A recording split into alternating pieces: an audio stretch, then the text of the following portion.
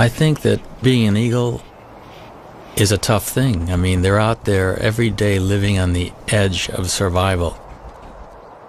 I'm Neil Rettig. I'm a natural history filmmaker. I've been making wildlife documentaries for over 30 years. My big passion in life, though, has been birds of prey. The really neat thing about this is that on a day like today, you have unlimited visibility in 180 degrees. After all these years, I decided it was the time to learn more about the national bird, a bird that Americans really don't know all that much about. And so we set out to discover their secret life, how they breed, how they hunt, to depict a real predator, a chaser of ducks, a catcher of game. And what we found was in some ways incredibly mind-blowing. They will face any kind of threat with full force, and they won't hold back. Here's a couple more chasing each other down here. Look at, they're gonna come by. We're gonna get some shots.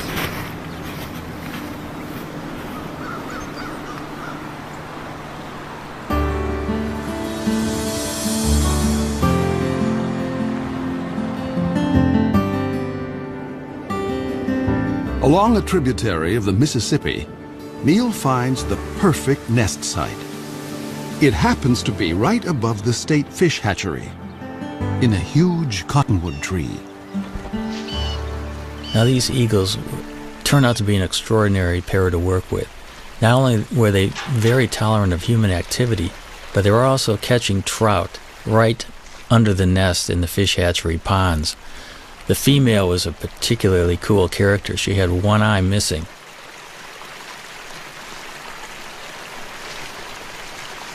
Watching these birds work on the nest in the dead of winter was really something.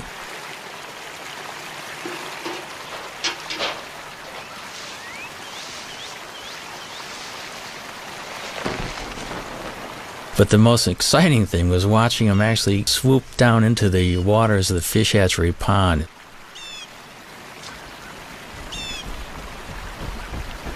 Even though the female had one eye, I was amazed at her accuracy in actually catching trout.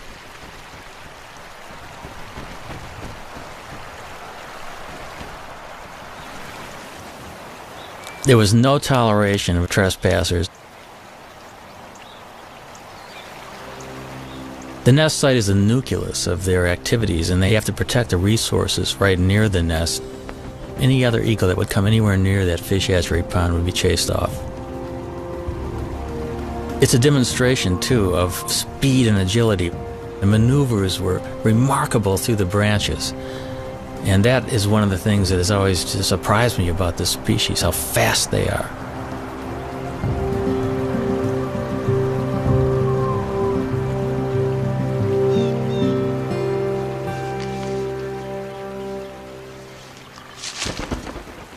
All winter, even as temperatures dip to 20 below, the pair has worked together refurbishing the nest.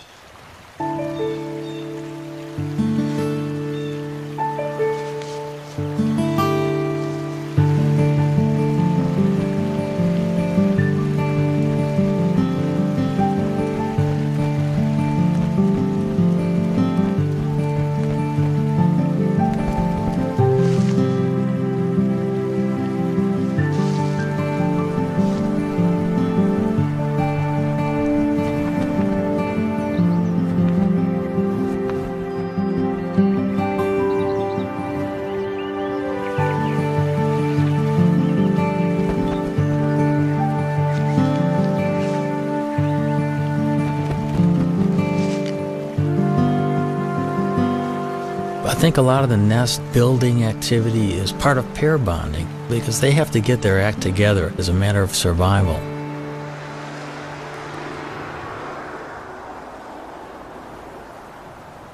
It's now the end of March, and the female settles into the nest with a telltale waggle.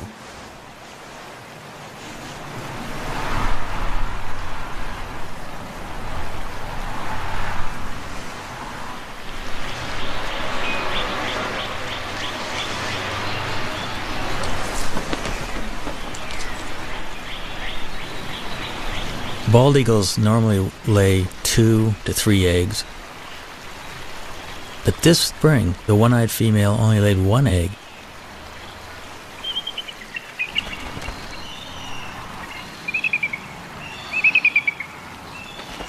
The couple begins a daily routine.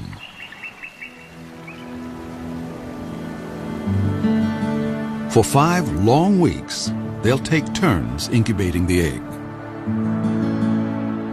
As winter ebbs, the well-practiced team seems to be headed for success. But spring is a fickle season.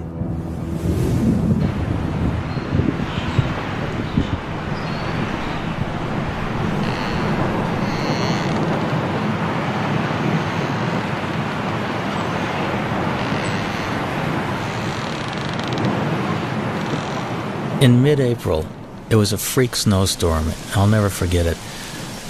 The nest was being blown around by this violent wind. The snow was going absolute horizontal, and it just kept reminding me of what these birds are facing in everyday life.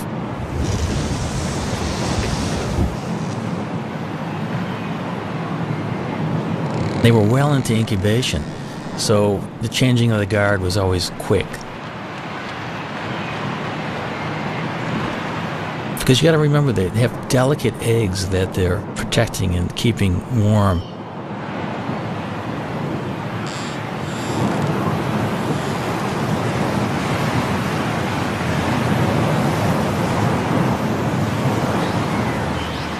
There seemed to be shifts of an hour and a half, where one eagle would sit on the egg while the other was out foraging for food.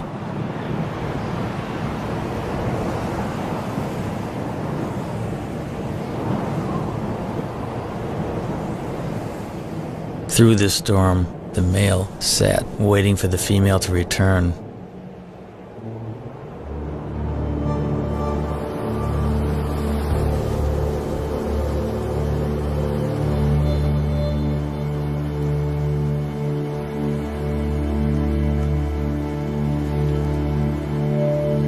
Tragically, something happened to her, we're not sure what.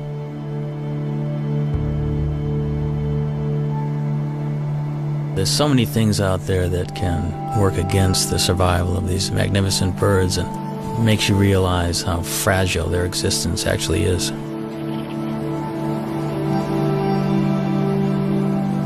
Cold and hungry, the father abandons his egg. Now he has lost almost everything. He may find another mate and start all over again. But until then, he must defend his territory alone.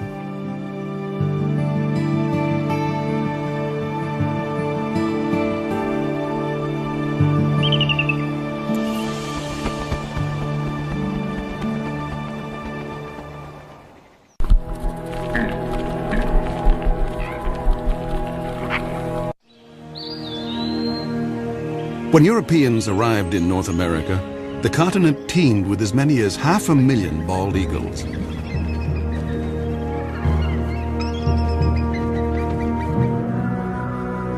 But as settlers advanced, the raptors became targets, and their nesting trees fell to the blade.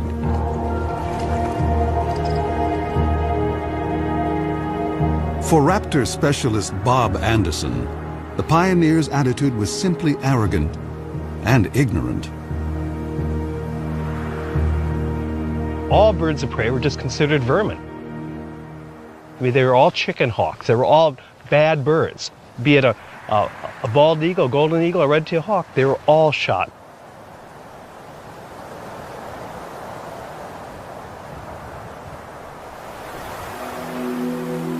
At the start of the 20th century, bald eagles were under siege across the lower 48. Alaska seemed like the last wild place, and there the bald eagle thrived. But in 1917, the territory introduced a cash bounty. By mid-century, over 120,000 eagles had been shot. And the gravest threat was still to come. After World War II, DDT came into widespread use to control insect pests. Bald eagle numbers went from decline to free fall. When I was a kid, just to see a bald eagle was just a once-in-a-lifetime experience. The phones would ring if a bald eagle was seen anywhere. I mean, everybody would call it. It'd be on the front page of the paper. A bald eagle was seen. DDT made eggshells thin and fragile, sharply reducing the number of hatching chicks.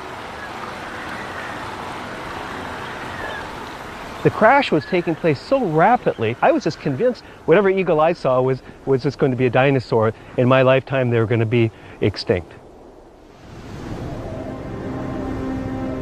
In the 1960s, just over 400 nesting pairs remained in the continental United States. In the 70s, 2 centuries after embracing an icon of wildness, the U.S. declared the bald eagle endangered. America's symbol of strength had become an emblem of environmental degradation. But America was not about to forsake its troubled symbol. Researchers finally persuaded Congress to take action against DDT. By 1973, general use of the pesticide was banned. Almost immediately, bald eagles started to rebound.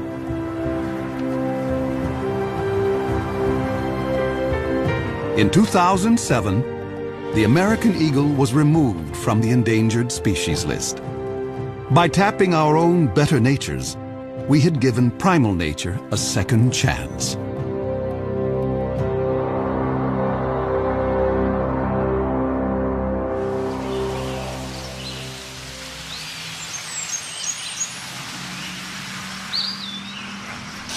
It was late summer and the eagle had left the nest. It was a perfect opportunity to climb the 80 feet up and investigate. Bob and I wanted to have a look to see just what was on the nest.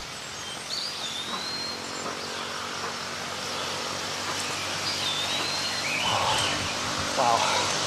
Wow, look at the food up here. Amazing. Here's a skull of some mammal, the top part of the brain of some mammal. And here we've got the remains of this is a rabbit foot. Here, you see a little bit of the femur. Bones here. And here's a feather, dark feather that almost looks like it might be from a crow, possibly a duck. Bob and Neil decide to look for possible positions to put cameras. Bob is a nest cam expert. The one that we're really hoping to install here in the next week or two are multiple cameras. You know, one on this limb, maybe one on this limb, perhaps one on the other limb, all pointing into this general area, the bowl of the nest.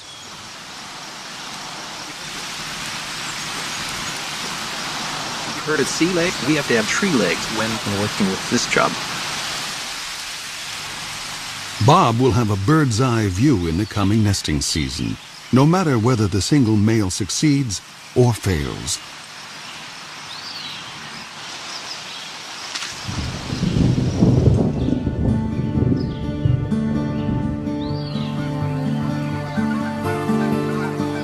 October in the upper Mississippi Valley. The fall weather is mild, and eagles are free from the burdens of the nest.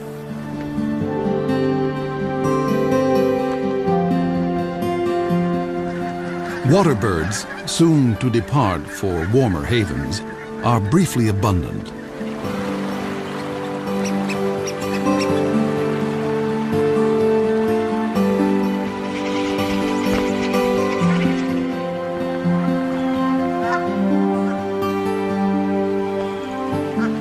Joining the eagles that live here year-round are bald eagle migrants flying south from Canada. Some have flown 1,400 miles to find open water. This surge of eagles now turns to hunting. Bald eagles will sometimes chase mallards, but the river offers much easier prey. Coots raft together by the thousands, and these calm birds are a favorite meal. A strong wind allows an eagle the rare chance to hover like a smaller raptor, the kite.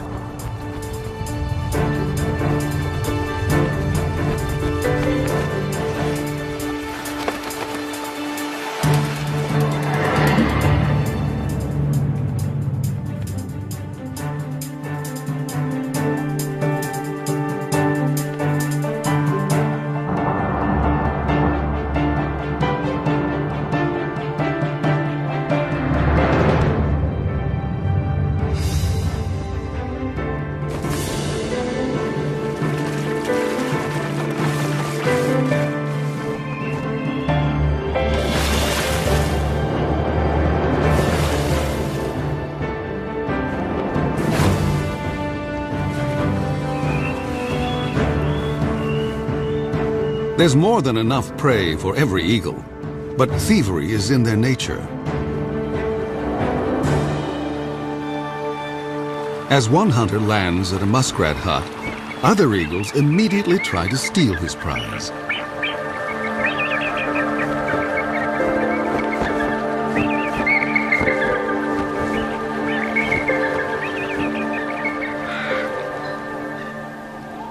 This autumn bounty is a returning glimmer of the old days. In November, when the eagles are staging on the upper Mississippi, there is one place far to the north that is almost primeval, an untouched wilderness. This is the Chilkat River in Alaska, where great runs of salmon bring eagles from as far as 1,000 miles away. The salmon have made their own epic journey in from the sea to spawn. They will die soon afterwards, but they will sustain this great gathering of eagles, as they have done each autumn for thousands of years.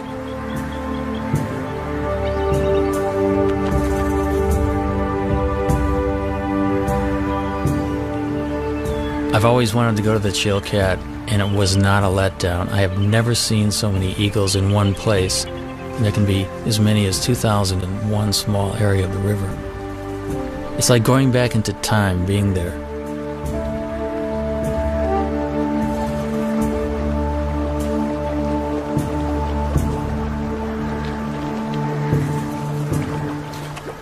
Because bald eagles do specialize often in fish, their feet are modified with tiny projections on the bottom of the toes and the pads of the feet, which actually make it easy for them to grip fish. Their beaks are incredibly efficient at ripping the flesh of fish and other prey that they catch.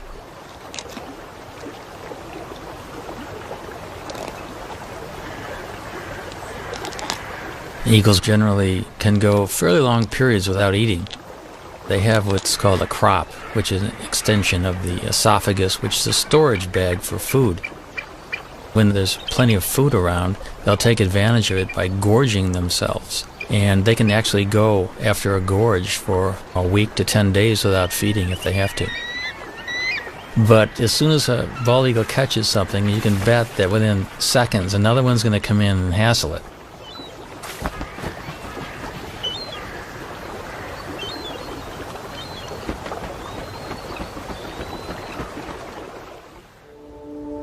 Back along the Mississippi, autumn is on the wane.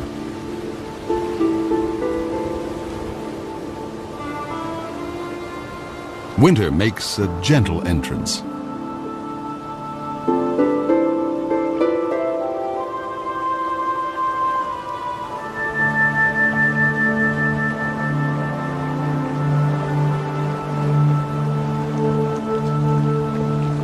Bald eagles can now walk on the river, although some seem to prefer skating.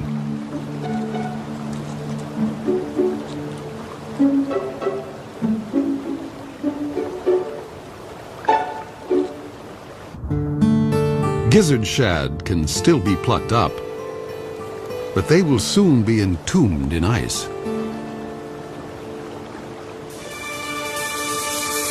As open water freezes over, an eagle must be ever more precise.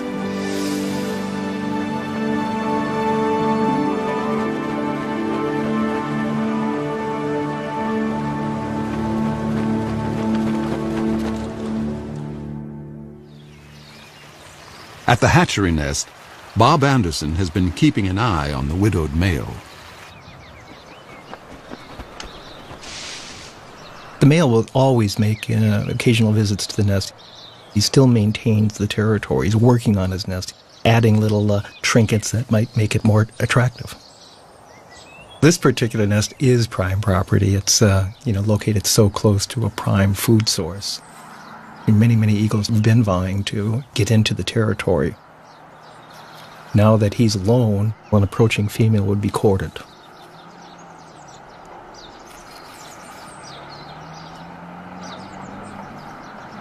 After rearranging his corn husks, the male sets off to cover his territory.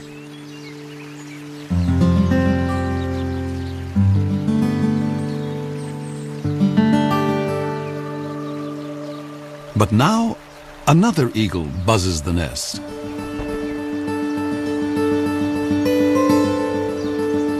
It's a female.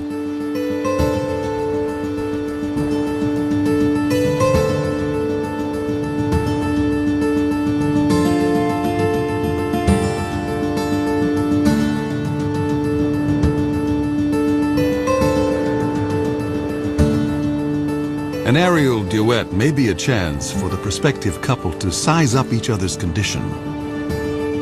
A healthy eagle can cruise at 40 miles an hour in level flight and hit 100 in a dive.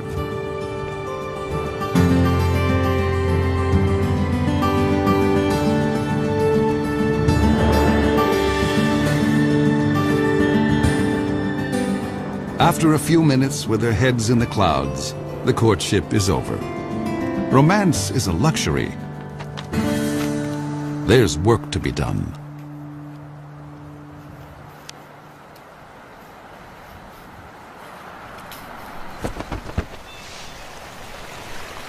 When the eagles first land together on the nest, they're a little bit apprehensive, and I think the moving around of sticks together and grass together just kind of cements the bond. It kind of creates the marriage that will only get deeper and deeper as the weeks progress.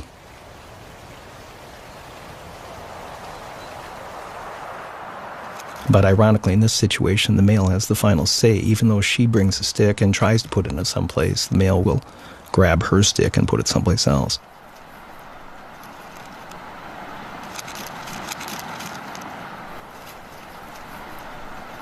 We think she's a 4-year-old. She does have speckles on her head, but you can see a little dark streak on the top of her beak. That dark streak tells us that maybe she's a 4-year-old. He's got a young bride, probably coming into her first breeding season.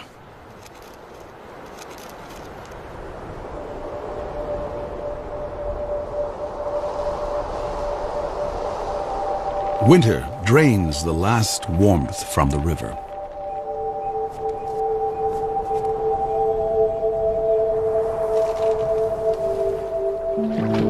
Fresh perils appear for all the creatures along the Mississippi.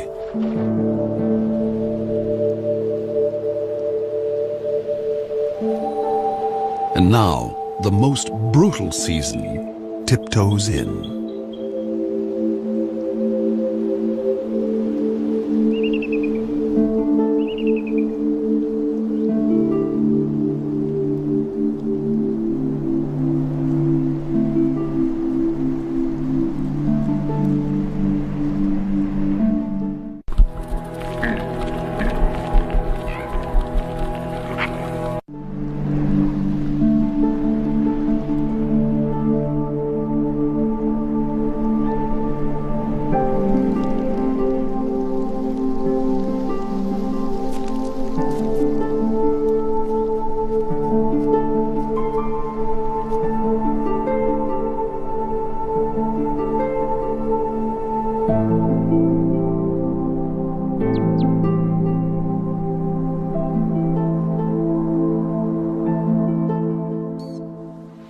In a workshop beneath the Iowa hatchery nest, Bob Anderson checks on his reality show.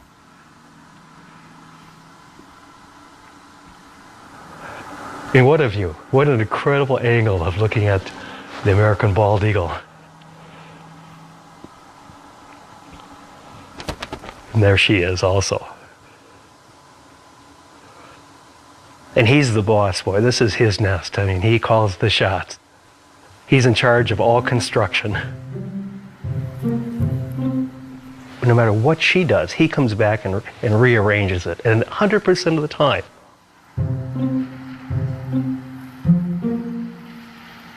Now, she brought in a little bit of grass, and if she flies off now, he will go take that grass and put it someplace else.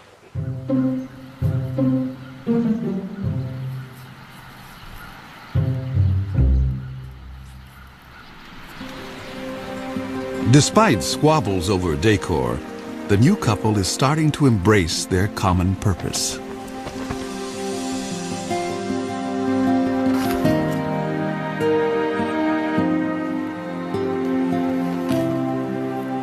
You can actually see them, they're bumping each other, they're interacting, there's no aggressiveness at all. A month ago, they would have never tolerated this being this close to each other. It's like now they're a team. We know that they're getting close to laying their eggs when you start seeing this behavior. The young female lays her quarter-pound egg before dawn.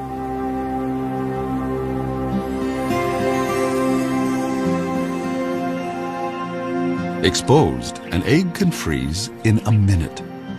And so the father will need to move in for his first shift. The first egg was laid early in the morning. We actually missed it. We saw the birds sitting in the bowl. We knew that it would be soon, but we were kind of surprised to see this first egg. But we can see him, how careful he is with his feet. His feet are balled up, and he's trying to hide his talons. He doesn't want those nails to poke a hole in that fragile egg.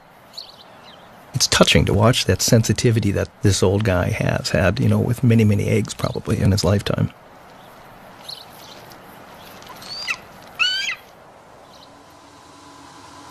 If a second egg is coming, it's due 2 days after the first. Come on, stand up. She looks like she's about ready to stand up. But what do we have? We have 2 eggs. We've got 2 eggs. See this? You can see them both.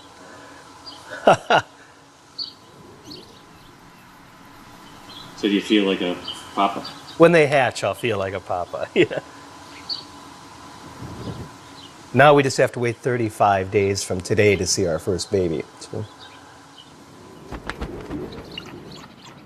If eagles can feel pride or joy, the new parents must be brimming over.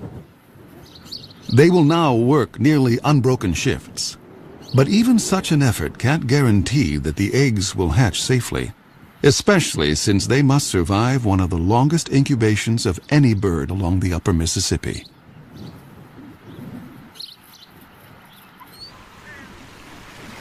Egg thieves abound. Raccoons and crows are everywhere, so each parent is highly attuned to any sight or sound of menace. And then, another storm.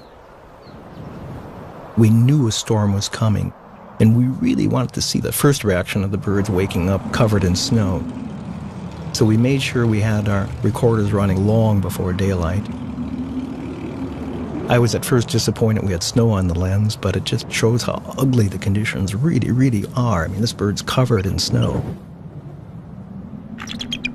And she's screaming right now at the male, going, "Come and relieve me, come and take my place."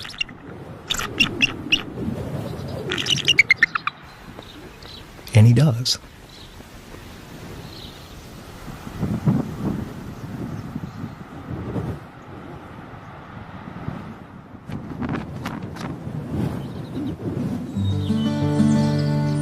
On a Minnesota farm 40 miles away, another family is further along. Their 2 eaglets have already hatched.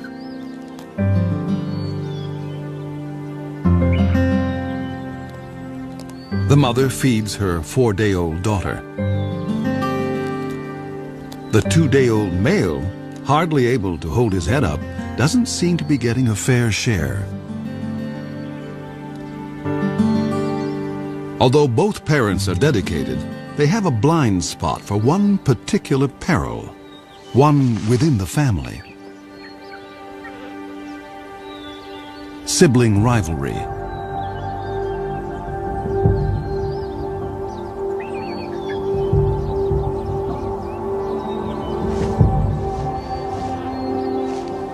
It's not unusual for the older eaglet to turn on the younger and smaller. In nature's cold calculation, why share your meals when you can eat more alone?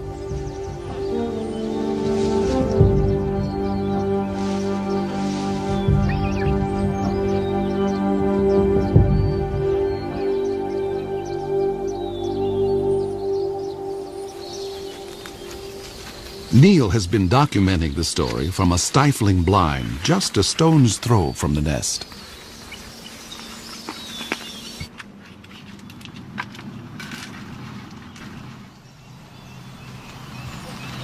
The dynamics of this whole syndrome is that the chick that's beat up becomes weaker and weaker, cowers, is kind of afraid to even stand upright, and the female will always feed the chick that's more robust. It's called the Cain and Abel syndrome. The feedings go on for about 5 to 8 minutes, sometimes maybe 12 minutes. The bigger chick is getting up to 30 or 40 pieces of food per feeding. The little one would get about 6 to 8 pieces. The last few days we've been worried a lot about whether the younger, smaller chick is going to survive or not. So we got our fingers crossed that little UD, we call him Underdog, is going to be okay.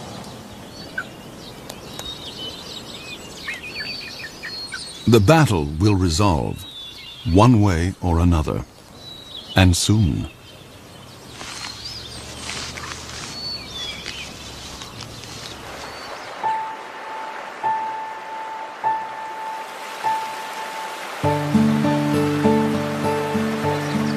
Water flows again at last. Spring has come to the upper Mississippi.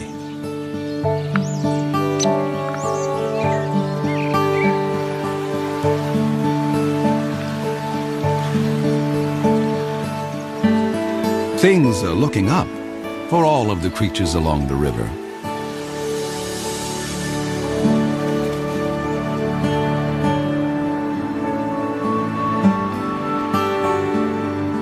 Eagles visiting from Canada now return north to their nesting territories. For year-round residents like the hatchery couple, spring means getting ready for eaglets.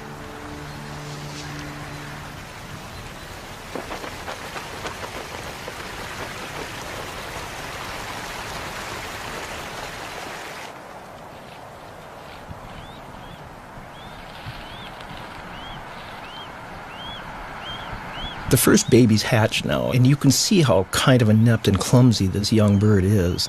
She doesn't quite know what to do. That baby's begging for food, and yet she's not fully responding to it. And yet there's food off to the right in the nest. And these first few days were so painful for us. If it wasn't for the male, I don't think the babies would have survived.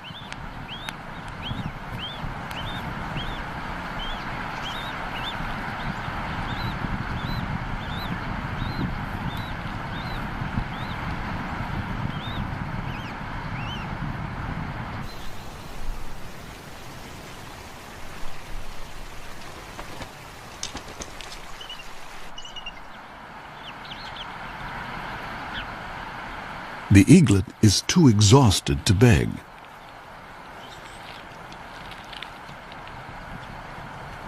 And now the mother starts to feed herself. Parent and young are failing to connect.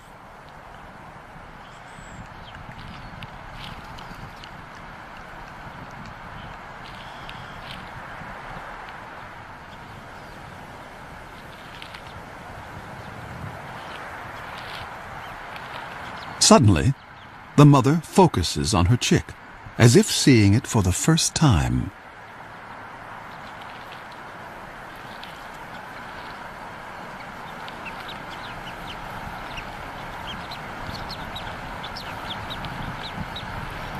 She's just, she doesn't know how to approach it, and she's trying to ball up her feet. She just stepped on the baby there. It's a lot different than a hard egg.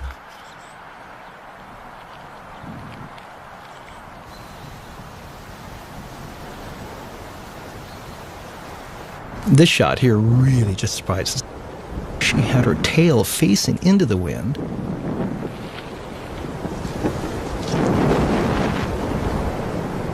The winds gusted to 40 miles an hour. The wind actually literally blew her out of the nest, and she almost took the baby with her. Something an experienced bird would never do.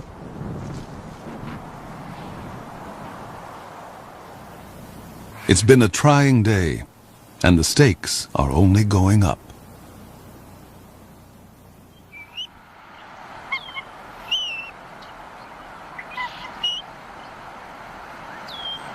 Here's our young female just standing up, and as you can see, we've got our second baby that it did hatch. And again, you can see that she's getting a little bit better with her feet. Already there's been a little bit of learning, I guess, that's taken place. And now the old man will come in, the guy that's so proven. That's him on the right. She's stepping off now.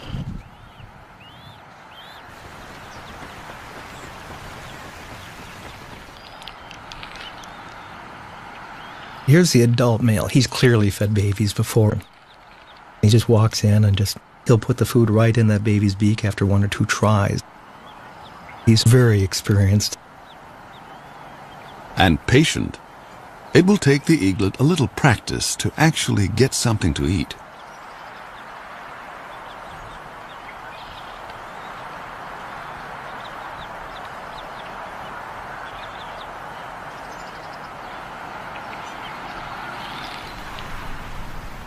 At least in this nest, there's no sign of sibling rivalry.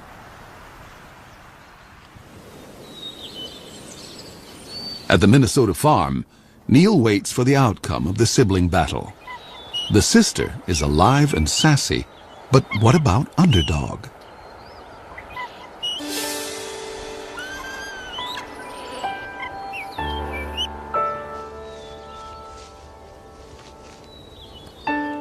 Finally, I could see that Underdog was competing.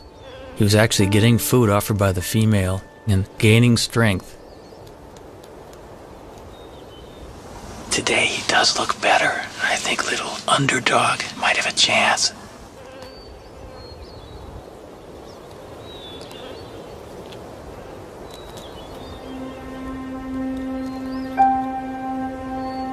Once the eaglets were 6 to 7 weeks old, the Cain-and-Abel syndrome was long past, and they were both healthy and vigorous.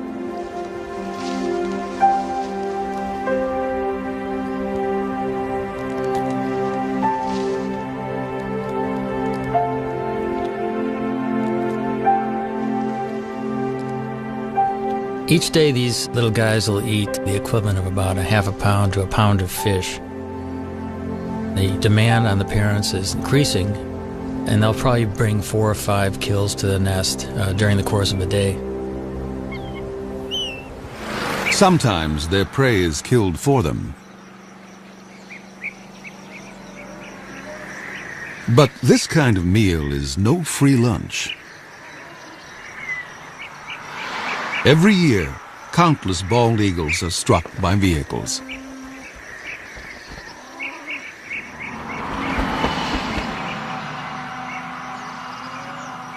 Losing either parent may hurt the young eagle's chances of fledging.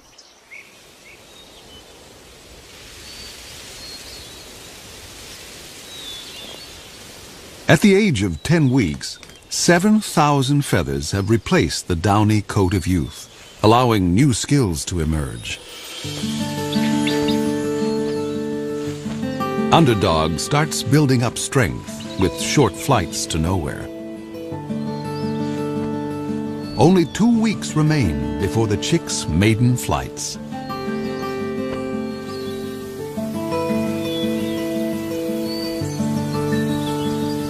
Summer along the Mississippi seems like a carefree season, but new challenges lie ahead.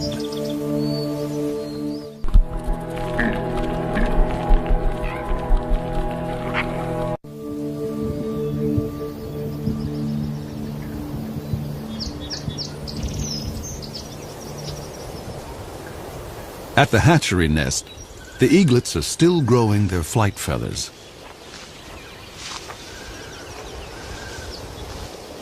Underdog and his sister are closer to independence. And no one declares independence without taking risks. This nest is about 60 feet off the ground. Both eaglets are jumping up and down on wing exercising and getting ready to make that first jump off the nest, the first journey into the sky. Nearby, other young eagles are already on the wing. It must feel really wonderful to have your first flight underway and feel the wind rushing by.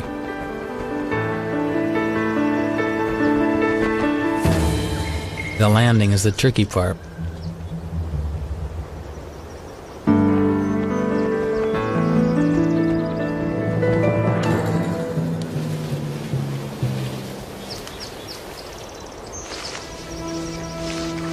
Underdog tests his engines at full power.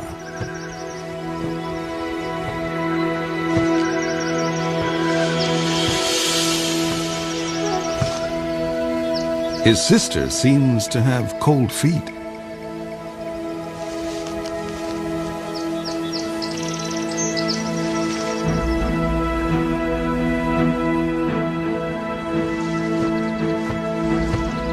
The wind picks up, and Underdog leans into it.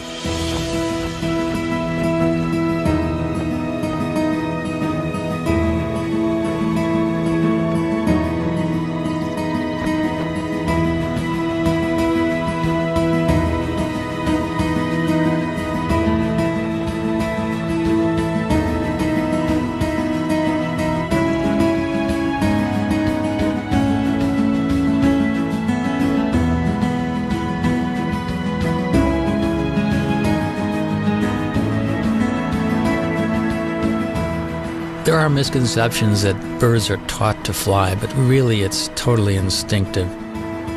They do chase their parents around, however, possibly to steal fish, and also because they're bald eagles, they're social.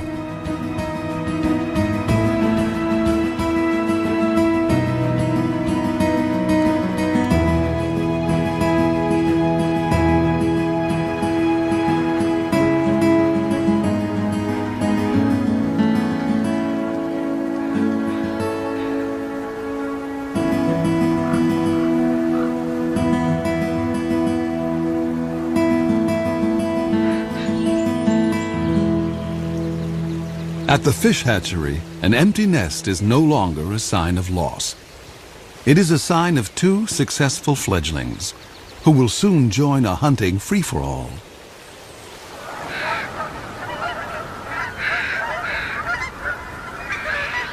As fall arrives, a cycle of seasons is completed.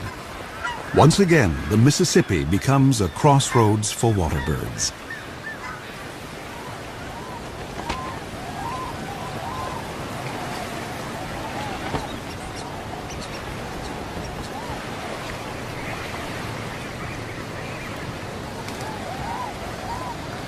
For this year's fledgling eagles, the time has come for the next big test.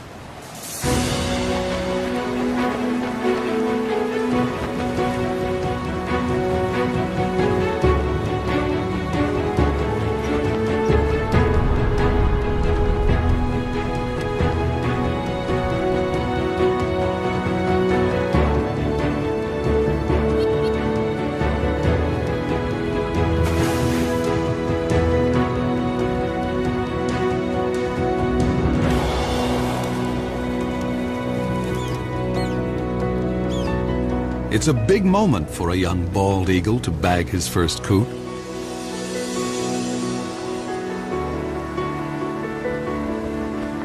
The bald eagle's a survivor. It's gone through really bad times, and now it's prevailing. It's an illustration that we can make a difference, and we can be stewards of this planet.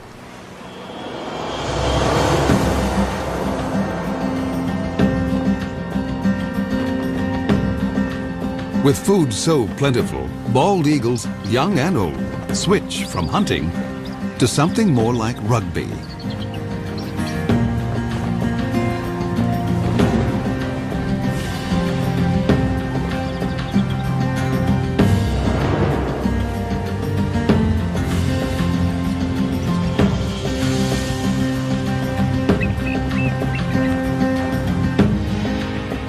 Only one human generation ago, such a celebration of eagles could not have been witnessed on the Mississippi. I think the story of the American eagle is a great parallel to the triumphs and tribulations of our country. And if we look at the eagle as a role model, I think these birds are kind of living a struggle for existence and freedom, just like our country, and I can't think of a better national symbol than the bald eagle.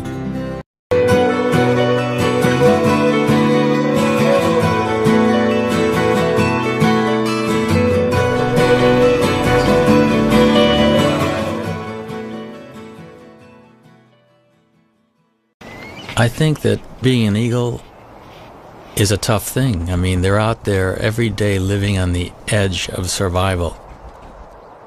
I'm Neil Rettig. I'm a natural history filmmaker. I've been making wildlife documentaries for over 30 years. My big passion in life, though, has been birds of prey. The really neat thing about this is that on a day like today, you have unlimited visibility in 180 degrees. After all these years, I decided it was a time to learn more about the national bird, a bird that Americans really don't know all that much about. And so we set out to discover their secret life, how they breed, how they hunt, to depict a real predator, a chaser of ducks, a catcher of game. And what we found was in some ways incredibly mind-blowing. They will face any kind of threat with full force, and they won't hold back. Here's a couple more chasing each other down here. Look at, they're gonna come by. We're gonna get some shots.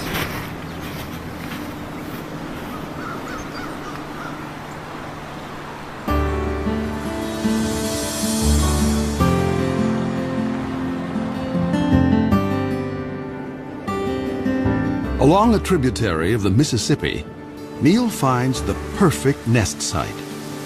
It happens to be right above the state fish hatchery, in a huge cottonwood tree. Now, these eagles turned out to be an extraordinary pair to work with. Not only were they very tolerant of human activity, but they were also catching trout right under the nest in the fish hatchery ponds. The female was a particularly cool character. She had one eye missing.